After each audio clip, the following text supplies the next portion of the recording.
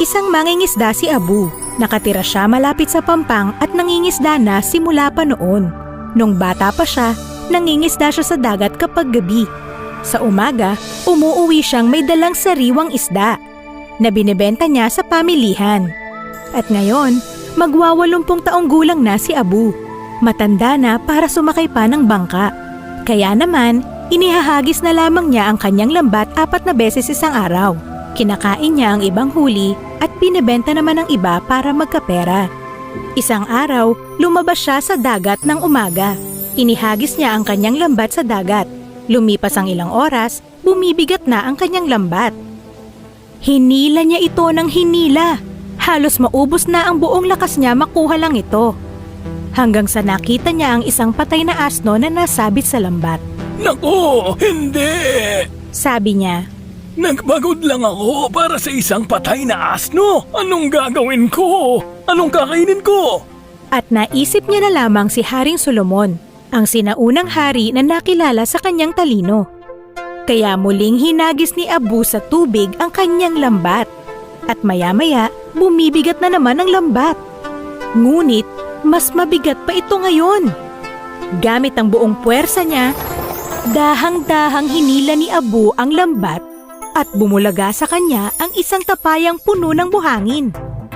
Naku naman! Muli niyang sinabi, Nasayang na naman ang pagod ko! Anong gagawin ko? Ano nang kakainin ko ngayon? Muli, inisip niya na naman ang tungkol kay Haring Solomon at nagpa siyang magpatuloy. Hinihagis ni Abu ang lambat sa tubig ng 3 beses. Ngayon naman, mas mabigat pa ang nahuli ng lambat. Gumagawa ito ng ingay na parang palayok at kawali na nagbabanggaan. At hindi siya nagkamali. Mga lumang palayok at kawali nga. Puro kalawang at hindi mapakinabangan. Tumingala muli si Abu sa langit at sinabing, Bakit nangyayari sa akin to? Hanggang 4 na beses ko lang kayang ihagis ang aking lambat. Nakaka3 beses na ako pero wala pa rin. Kung wala pa rin akong mahuhuli ngayon, siguradong mamamatay ako sa gutom. Bakit ba puro basura na lang ang nalalambat ko? Kahit naghihimutok, muling inihagis ni Abu ang lambat sa dagat. Ngayon naman, mas mabigat pa ang nahuli niya sa lambat.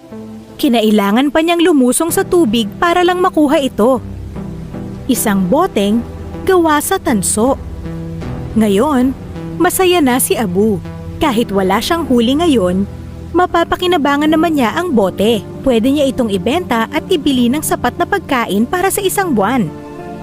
Ngunit napansin niya na may selyong tingga ang bote.